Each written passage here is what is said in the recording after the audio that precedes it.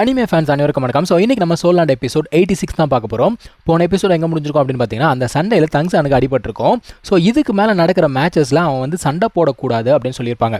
இப்போது கண்டினியூஸாக நடக்கக்கூடிய அந்த ஒரு சண்டைகளில் தங்ஸான் இல்லாமல் தான் டீம் வந்து பார்த்தீங்கன்னா சண்டை போடுறாங்க. கண்டினியூஸாக வின் பண்ணிக்கிட்டுமே இருக்காங்க, எந்த ஒரு பிரச்சனையுமே கிடையாது. ஆனால் இதுக்கப்புறம் ஒரு மேட்ச் ஒன்று வரப்போகுது. இதுதான் வந்து பார்த்தீங்கன்னா ரொம்ப முக்கியமான மேட்ச். காரணம் என்னென்னா, ஆப்போனன்ட் டீமில் இருக்கவங்க எல்லாருமே வந்து பிளான்ட் மார்ஷல் சோல் அப்படிங்கிறத வச்சுருக்காங்க. நம்ம டீமை கண்டினியூஸாக வந்து பார்த்தீங்கன்னா டிஃபீட் பண்ணிக்கிட்டே இருக்காங்க. ஆக்சுவலாக 2 பேர் ஆல்ரெடி வந்து பார்த்தீங்கன்னா டிஃபீட் ஆகிட்டாங்க. இப்போது நெக்ஸ்ட்டாக வந்து தாய்லாங் போகிறான்ப்பா. அந்த பொண்ணுங்க வந்து பார்த்தீங்கன்னா ரொம்ப நக்கலாக பேசுகிறாங்க. நீயாவது ரொம்ப நேரம் தாக்கு பிடிப்பியா பார்க்கலாம் அப்படிங்கிற மாதிரி பேசுகிறாங்க. அதான் மாஸ்டர் பார்க்குறாரு, நீ அந்த விஷயத்தை கவனிச்சியா அப்படிங்கிறாரு. என்னதுரா அப்படின்னு கேட்டால், ஆக்சுவலாக அங்கே இருக்கவங்க எல்லாருமே வந்து பார்த்தீங்கன்னா கண்ட்ரோல் பிரான்ச்சை சேர்ந்தவங்க. அவங்களுடைய மார்ஷல் சோல் ஏதாவது டிஃப்ரென்ஸ் இருக்கா அப்படின்னு கேட்டால் கிடையவே கிடையாது. அவங்க எல்லாமே வந்து பார்த்தீங்கன்னா பிளான்ட் மார்ஷல் சோல் தான். ஆனால் அவங்க எல்லாருமே வந்து பார்த்தீங்கன்னா கண்ட்ரோல் பிரான்ச்சை சேர்ந்தவங்க. இப்போ நார்மலாக கண்ட்ரோல் பிரான்ச் வந்து பார்த்தீங்கன்னா மற்ற எல்லாருமே வந்து கண்ட்ரோல் பண்ணக்கூடியவங்க. ஸ்ட்ராங்கஸ்ட் பீப்புளாக இருந்தால் கூட இந்த மாதிரி சண்டை போட முடியாது. சீக்கிரமாக வந்து பார்த்தீங்கன்னா தோற்று போயிடுவாங்க. இவங்க சொல்லிக்கிட்டே இருக்கும்போது தாய்லாங்க வந்து பார்த்தீங்கன்னா தோற்று போயிட்டாங்க. ஸோ கண்டினியூஸாக 3 ரவுண்டு நம்ம ஸ்கூல் தோற்றதே கிடையாது. இந்த மாதிரி தோற்ற உடனே எல்லாருமே பார்க்குறாங்க, என்னடா இது உண்மையாகவே ஷிராய்கா ஸ்கூல் தானா, கண்டினியூஸாக 3 ரவுண்ட் தோற்றுட்டாங்களே அப்படிங்கிற லெவலுக்கு பார்த்துக்கிட்டு இருக்காங்க எல்லாருமே. இவங்க இந்த அளவுக்கு பிளான் பண்ணும்பொழுது நம்ம ஆட்கள் பிளான் பண்ண மாட்டாங்களா? இப்போ தான் முதல் முறையாக ஃபேட்டியை வந்து பார்த்தீங்கன்னா களத்துக்குள்ளே இறக்கி விட்றாங்கப்பா. அவன் உள்ளுக்குள்ளே வரத்துக்கு முன்னாடியே மாஸ்டர் கேட்குறாரு, டேய் அவள் எப்படி சண்டை போடுறா பாத்தியா அப்படின்னு சொல்லிட்டு கேட்குறாரு. நான் பார்த்தேன் மாஸ்டர் அப்படின்னு சொல்லிட்டு அவன் உள்ளுக்குள்ளே வரான். ஆக்சுவலாக இவன் நடந்து வரும்பொழுதே எல்லாரும் பார்க்குறாங்க, யாரா இவன் புதுசாக இருக்கான், இவன் உண்மையாகவே அந்த ஸ்கூலில் சேர்ந்தவன் தானா, ஒருவேளை அந்த ஸ்கூல் வந்து இந்த ரவுண்ட் நம்ம ஜெயிக்க மாட்டோம்னு சொல்லிட்டு கைவிட்டாங்களா, ஏதோ புதுசாக வந்திருப்பான் போல தெரியுது, எக்ஸ்பீரியன்ஸ் வேணும் அப்படிங்கிறதுக்காக சண்டை காமிச்சிருக்காங்க போல தெரியுதுப்பா அப்படிங்கிறாங்க. இன்னொருத்தர் என்ன சொல்கிறானா, இவன் ஏதாவது பெரிய கிளானில் இருந்திருப்பான்ப்பா, அவனோட இன்ஃப்ளூயன்ஸை யூஸ் பண்ணி எக்ஸ்பீரியன்ஸ் கெயின் பண்ணணும் அப்படிங்கிறதுக்காக உள்ளுக்குள்ளே வந்திருக்கான் போல தெரியுதுன்னு சொல்லிட்டு ரொம்பவுமே வந்து பார்த்தீங்கன்னா நக்கலாக பேசுகிறானுங்க. அதாவது இந்த டோர்னமெண்ட்டுக்கு இது வந்து ரொம்ப கேவலம் அப்படிங்கிற லெவலுக்கு பேசுகிறானுங்க.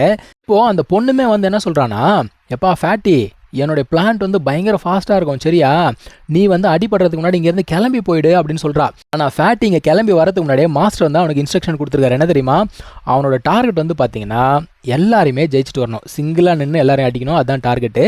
இப்போ அவன் வந்து அந்த பொண்ணுக்கிட்ட சொல்கிறான், எப்பா மாஸ்டர் தானே அனுப்பிச்சிருக்காரு, நான் இப்படியே போனேன் அப்படின்னா எனக்கு பனிஷ்மெண்ட் கொடுப்பாங்க, நீ வேணா என்ன பண்ணு, உன்னோட பிளான்ட்டை வச்சு என்னை வந்து ஜென்டலாக அடித்து தள்ளி விட்டுரு, நான் வந்து தோத்துட்டேன்னு ஒத்துக்கிட்டு போயிடுறேன் அப்படின்னு சொல்கிறான்.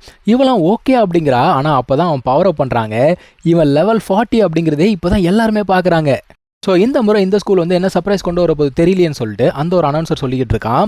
அப்போ அந்த ஒரு போர்டில் வந்து பார்த்தீங்கன்னா இந்த ஃபயர் மார்ஷல் சோல் அப்படிங்கிறத போடுறாங்க. இதை பார்த்தோன்னே எல்லாருமே அரண்டு போகிறாங்கப்பா. அந்த பொண்ணு என்ன பண்ணுறான்னா வேகமாக பிளான்ட் அப்படிங்கிறத யூஸ் பண்ணி அவனை பிடிச்சி தூக்குறா.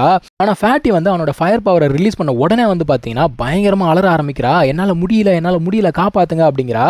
அப்போ வெளியில் இருக்கவங்க என்ன சொல்கிறாங்க, நாங்கள் வந்து சரண்டர் ஆகிடுறோம் அப்படின்னு சொன்ன உடனே இந்த ஒரு ரவுண்ட் வந்து ஃபேட்டி ஜெயிச்சிட்டான்ப்பா. அவன் என்ன பண்ணுறான், அந்த ஃபயரை வந்து திரும்ப எடுத்துக்கிறான். எல்லாருமே பார்க்குறாங்க, என்னடா இது ரொம்ப ஈஸியாக இருக்குது இந்த ரவுண்டு அப்படின்னு பேசிகிட்டு இருக்காங்க. ஃப்ராண்டர் என்ன சொல்கிறாரு, அந்த பொண்ணு கொஞ்சம் ஸ்ட்ராங்காக இருந்திருந்தா அப்படின்னா இன்னும் கொஞ்சம் தாக்கு பிடிச்சிருப்பா அப்படின்னு சொல்லிட்டு அவர் பேசிக்கிட்டு இருக்காரு. அதான் மாஸ்டர் சொல்கிறாரு, இதுக்கு பேர் தான் வந்து மார்ஷல் சோல் ரெஸ்ட்ரெயின்ட் அப்படிங்கிறாரு. அதாவது ஃபயர் வந்து பார்த்தீங்கன்னா பிளான்ட்டுக்கு பேசிக்காக ஒரு எதிரி இல்லையா. ஸோ இவங்க என்ன பண்ணுறாங்க, அதை வந்து தடுத்து நிறுத்துறாங்க, அதுதான் வந்து ரெஸ்ட்ரெயின்ட். இப்போது ஃபேட்டி வந்து கண்டினியூஸாக 5 பேரை வந்து அடித்து முடிச்சிட்டாங்க. டீம் எல்லாம் பயங்கரமாக என்ஜாய்மெண்ட்டில் இருக்கிறாங்க. அப்போது அங்கே ஒரு பொண்ணு கீழே விழுந்துட்டா, அவளை தூக்கி விடுறன்ற பேரில் பயப்புள்ள விட்டு அங்கேயே ஒரு ரொமான்ஸை நடத்திருப்பான் போல தெரியுது. அந்த நேரத்தில் இன்னொரு பொண்ணு அங்கே வேகமாக வரா. அவன் என்ன சொல்கிறான்னா, உன்னோட அடுத்த ஆப்போனண்ட் நான் அப்படிங்கிறா.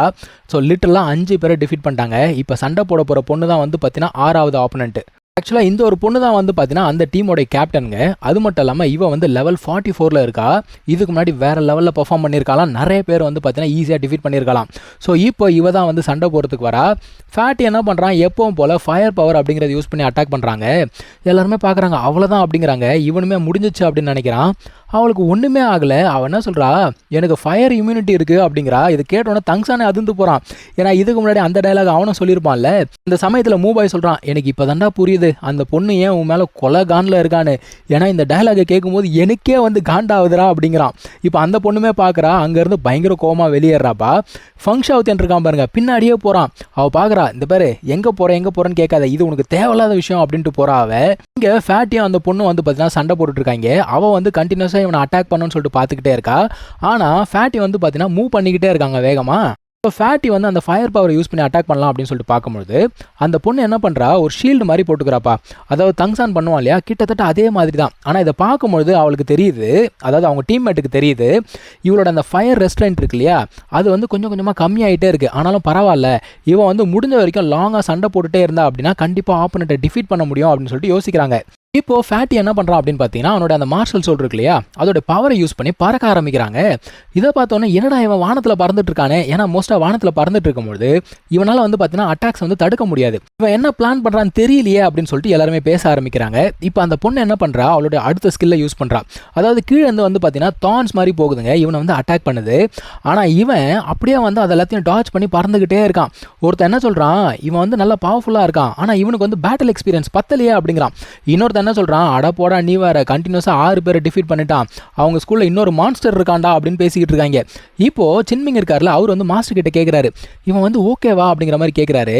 அவர் என்ன சொல்கிறாருன்னா, மாஸ்டர் என்ன சொல்கிறாரு, ஆக்சுவலாக ஃபயரில் வந்து நிறைய வெரைட்டிஸ் இருக்குது. ஒரு சில ஃபயரால் வந்து பார்த்தீங்கன்னா வுட் அப்படிங்கிறது எரிய வைக்க முடியும், ஒரு சில ஃபயர் வந்து ஸ்டீல் அப்படிங்கிறதே உருக்க முடியும். இவனால் வந்து இந்த பிளான்ட்டை கூட டிஃபீட் பண்ண முடியல அப்படின்னா இவனோட ஃபயர் பவரை நம்ம எப்படி அல்டிமேட் ஃபயர்னு சொல்கிறது அப்படிங்கிறாரு.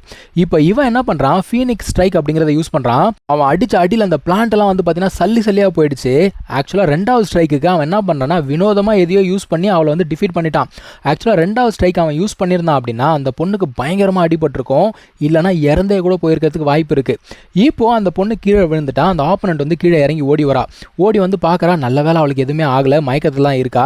ஸோ அவங்க என்ன சொல்கிறாங்க, நாங்கள் வந்து ஃபைனல் ரவுண்டை வந்து கைவிட்டுறோம், ஸோ நாங்கள் வந்து தோத்துட்டோம், ஒத்துக்கிறோம் அப்படிங்கிறாங்க. இப்போ ஃபேட்டி வந்து பார்த்தீங்கன்னா கண்டினியூஸாக 7 ரவுண்ட்ஸ் அப்படிங்கிறத வின் பண்ணியிருக்காங்க.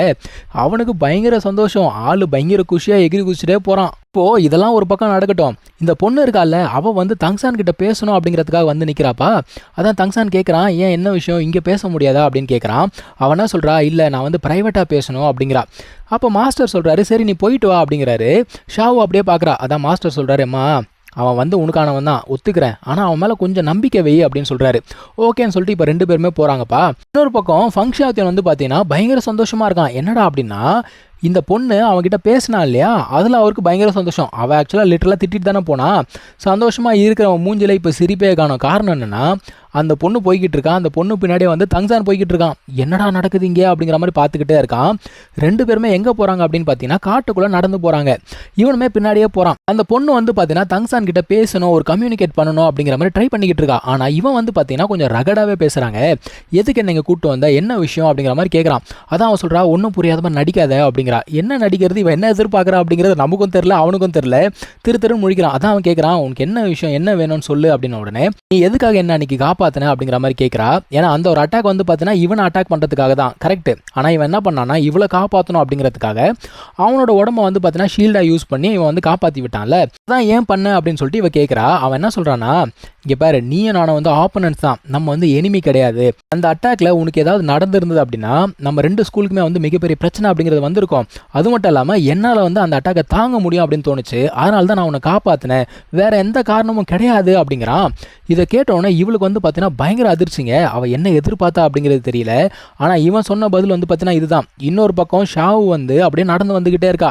ஆக்சுவலாக அவள் சுயநினைவில் இருக்கா மாதிரியே தெரியல. அந்த ஒரு ஃப்ளவர் இருக்குல்ல, அதை அப்படியே ஃபாலோ பண்ணிகிட்டே வந்துக்கிட்டு இருக்கா. இப்போது இந்த பொண்ணு வந்து வேகமாக நடந்து வரும்பொழுது தங்சான் மேலே தடிக்க விழுந்துடுறா. லிட்டரலாக பார்க்கறதுக்கு எப்படி இருக்குன்னா, இவன் வந்து அவனை ஹக் பண்ணிட்டு இருக்க மாதிரி இருக்கு. இதை ஷாவு பார்த்தோன்னே அதிர்ந்து போயிடுறா.